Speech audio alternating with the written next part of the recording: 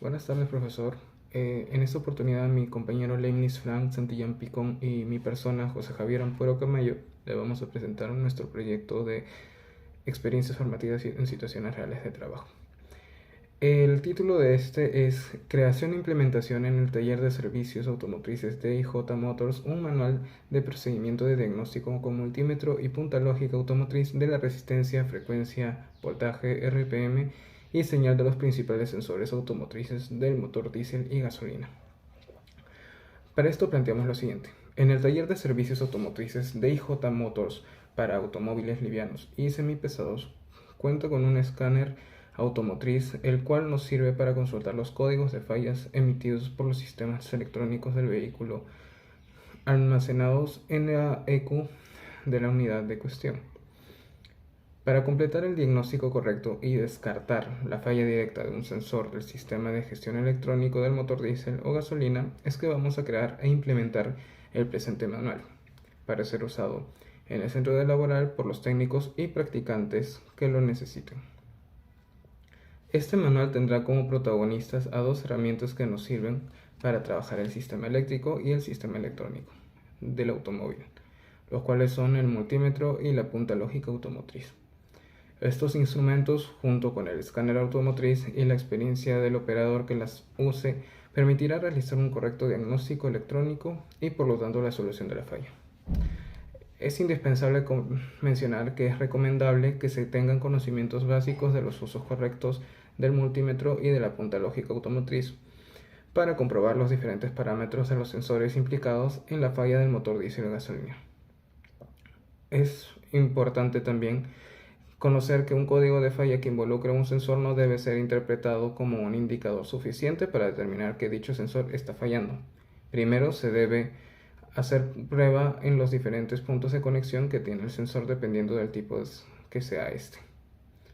Por todo lo mencionado, planteamos los siguientes objetivos: mejorar la calidad de los servicios automotrices que se venden a los usuarios en posesión de vehículos con un motor de combustión interna, ser recomendados por los usuarios y consolidar nuestros aprendizajes como practicantes preprofesionales y enriquecer nuestras experiencias de aprendizaje para realizar servicios automotrices de calidad, cubrir la demanda y necesidad de cada cliente para conseguir la satisfacción, aprobación y recomendación del mismo para contribuir al desarrollo del taller de servicios. Para lograr todos los objetivos planteamos lo siguiente: que otros modos de falla pueden existir cuando se arroja un código de falla que comprometa el circuito de un sensor. ¿Qué métodos se pueden usar para que tanto el cliente como el taller ahorren tiempo y dinero? ¿Qué facilidad hay para resolver problemas eléctricos y electrónicos cuando estos fallan? Con fin de entender nuestro proyecto fue necesario conocer lo siguiente. Los vehículos automotrices con los estándares tecnológicos actuales cuentan con numerosos sensores instalados en cada sistema electrónico como observadores del vehículo. Los sensores convierten los parámetros variables de entrada en las señales eléctricas que necesitan los módulos de control de los sistemas. También que los sensores están clasificados en activos y pasivos, siendo el primero cuando la magnitud física a detectar proporciona la energía necesaria para la generación de la señal eléctrica, por lo cual no necesitan energía eléctrica para poder funcionar, como por ejemplo los sensores piezoeléctricos o magnéticos, y el segundo cuando la magnitud a detectar se limita a modificar algunos de los parámetros eléctricos característicos del sensor.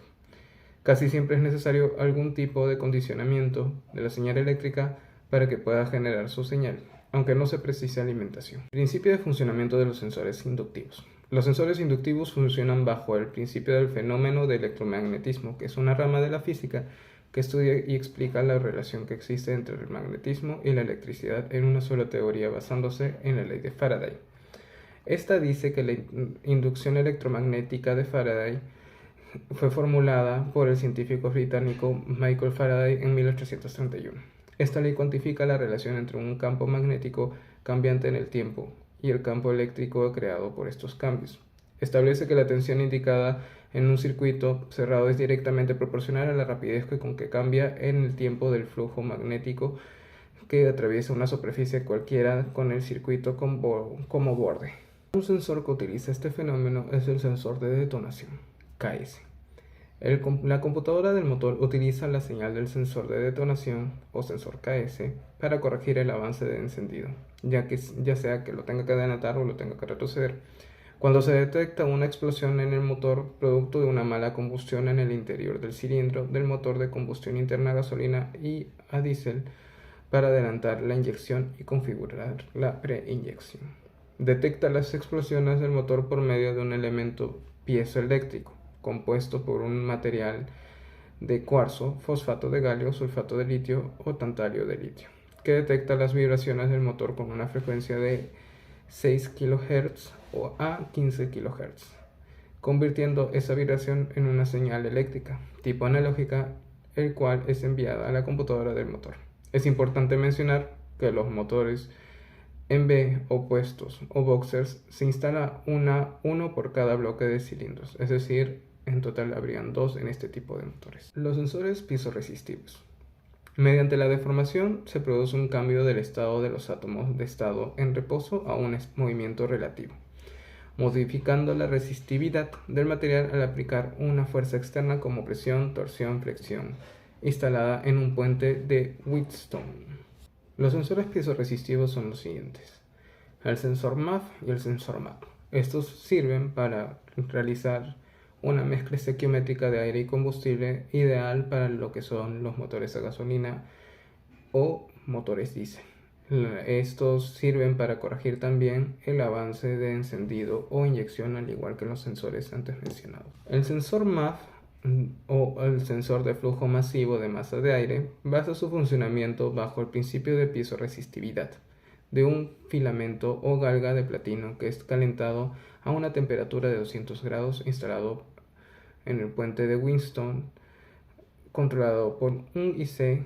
Mediante el paso de aire que ingresa al motor enfría el filamento, provocando que la resistividad del material varíe.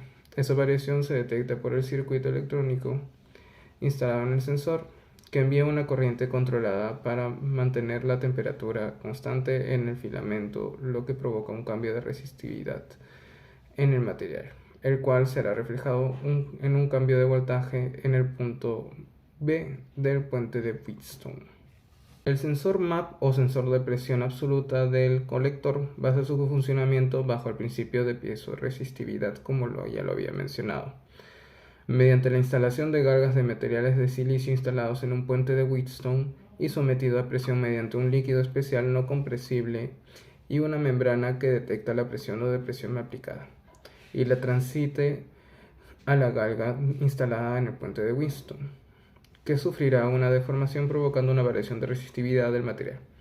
El circuito eléctrico o electrónico envía un voltaje muy pequeño, en milivoltios, para poder medir la deformación generada al voltaje al ser muy pequeño. Es amplificado para luego enviarlo a la computadora. Los sensores de resistencia variable. Estos son los sensores de temperatura de refrigerante, de aire, combustible, aceite de motor y de gases de escape. Estos mencionados hasta el momento sirven para poder generar una mezcla estequiométrica ideal en los motores de gasolina y diésel. También para adelantar o atrasar las chispas para poder hacer la combustión ideal. Existen sensores de posición de acelerador TPS y pedal de acelerador APP analógicos que utilizan estos principios.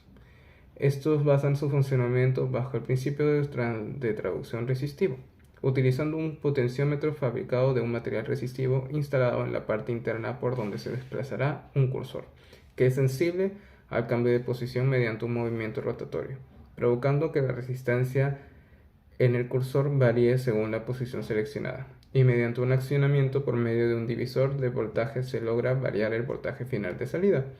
Esta lectura será enviada a la computadora SM para el control del sistema de inyección y encendido. Existen sensores de oxígeno o sondas lambda con elemento sensor de circonio. Hay 3 tipos, vamos a hablar dentro de un momento de los otros 2. El sensor de oxígeno contiene un elemento fabricado de oxígeno de circonio, que es un tipo de cerámica. El interior y el exterior de este elemento está cubierto con una capa fina de platino.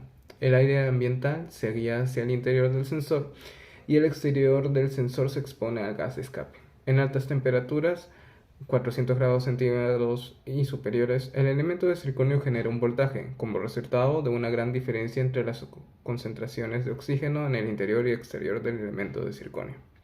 Además, el platino actúa como un catalizador para provocar una reacción química entre el oxígeno y el monóxido de carbono en el gas de escape. Por lo tanto, esto reduce la cantidad de oxígeno y aumenta la sensibilidad del sensor.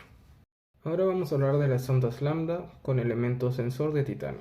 Los sensores de titanio es un tipo de sensor de resistencia variable en función a la concentración de oxígeno en los gases de escape. Según la empresa FAE Francisco Albero SAU, describe lo siguiente. Esta sonda lambda está constituida básicamente por un elemento cerámico de dióxido de titanio. A diferencia de las sondas lambda basadas en dióxido de circonio, no generan ninguna tensión y el material sensor se encuentra sumergido en los gases de escape, sin necesidad de aire exterior. Las sondas lambda de titanio siempre incluyen un calefactor. A alta temperatura, la resistencia de este material es sensible a la variación de la concentración de oxígeno en los gases de escape. Para una mezcla rica, la resistencia baja a valores mínimos y para una mezcla pobre sube los valores máximos. La EQ alimenta la sonda lambda con una tensión fija y lee la respuesta de la sonda lambda a través de un circuito divisor de tensión. Vamos a hablar de las sondas lambda de banda ancha. Estas contienen dos celdas electroquímicas que trabajan de manera concurrente. Una de ellas mide el carácter rico o pobre de la mezcla de gases de forma similar a las sondas lambda binarias. La otra celda electroquímica reacciona condicionada por la señal de la primera celda y por la cantidad de oxígeno en el gas de combustión. El funcionamiento conjunto de ambas celdas proporciona una corriente eléctrica positiva para mezclas pobres, negativa para mezclas ricas y nula para el caso de mezclas estequiométricas. La corriente generada por las ondas lambda de banda ancha está calibrada y además debe ser transformada en tensión para que pueda ser leída por la EQ del vehículo. Por estos motivos, la sonda incorpora una resistencia de calibración en el conector. Esta resistencia es diferente para cada sonda, por lo que no se debe, en ningún caso, reemplazar una sonda lambda por otra cortando los cables. Le voy a dar el pase a mi compañero Leibniz Frank Santillán para que muestre el uso de estas herramientas en un sensor.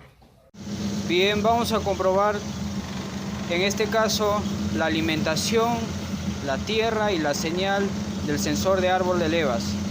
Hemos conectado el multímetro en la escala de hercios para comprobar la señal que emite el sensor CMP.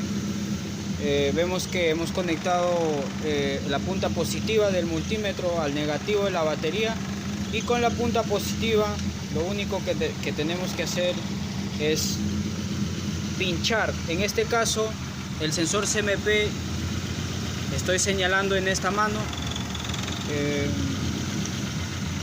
Hemos identificado que la señal es el pin del medio. Hemos colocado agujas o alfiler para no dañar el conector del sensor. Hay que tener mucho cuidado en ese caso. Entonces nosotros hemos identificado que el pin de señal es el pin del medio. Entonces vamos a colocar el multímetro, la punta positiva, y la señal debería variar, pero en este caso no lo hace porque el multímetro está mal. Lamentablemente tenemos que comprar otro multímetro, hemos tenido una incidencia. Vamos a pasar a voltaje, corriente directa, escala de 20 voltios, y vamos a colocar la punta positiva para medir el voltaje de batería, pero vemos que no responde el multímetro, nos ha dañado y es una incidencia que hemos tenido en la grabación de este video. Pero bueno, tenemos la otra herramienta que es la punta lógica automotriz. Entonces en este caso hemos conectado positivo y negativo de la herramienta para hacer las comprobaciones correspondientes. Vemos que esta punta lógica tiene la escala de RPMs. entonces mediante la cual vamos a medir la señal de alimentación de el sensor árbol de levas CMP. Entonces ahí podemos apreciar el pulso, pues el pulso de señal está emitiendo, se está contando las RPMs incluso en la punta lógica. Entonces estos parámetros tendríamos que comprobarlos con la descripción del fabricante para poder asegurar que está dentro de los límites establecidos por el fabricante. Ahí tenemos la señal. Muy fácil cuando se tienen las herramientas. Ahora esta punta lógica también me da la opción de medir voltaje. Entonces vamos a medir la alimentación. En este caso, como el carro está, hemos identificado la alimentación, el pin de la alimentación del sensor, y en este caso resulta ser este de acá. Entonces ahí vemos el voltaje que recibe el sensor. Estamos comprobando que el sensor está siendo alimentado correctamente.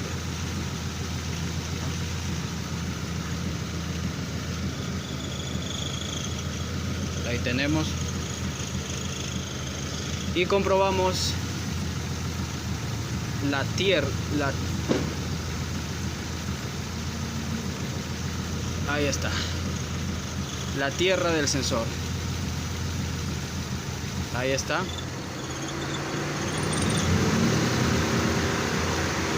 Entonces podemos ver que el sensor está recibiendo su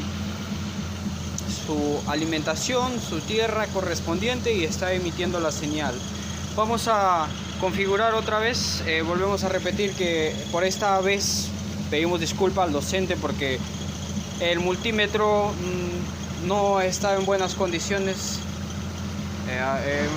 Ha estado guardado por un tiempo y hemos tenido cierto incidente. Bueno, pero para las próximas pruebas vamos a comprar uno nuevo para poder realizar las pruebas correspondientes. Cabe recalcar que si el multímetro también cuenta la escala de RPMs y no tiene hercios, en este caso queríamos verificar la señal del sensor CMP mediante la escala hercios, pero como no responde, no estamos usando el multímetro. Pero si el multímetro cuenta con la escala de revoluciones por minutos RPM, también se puede medir, así como en este caso nos hemos dado cuenta en la punta lógica.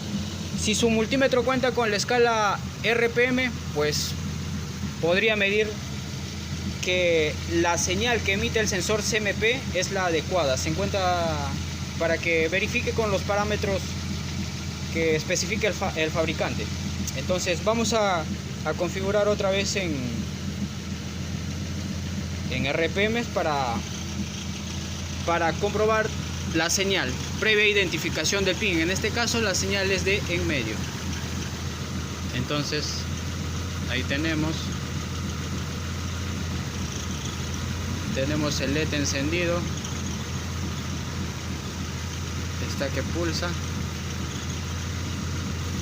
y ahí está.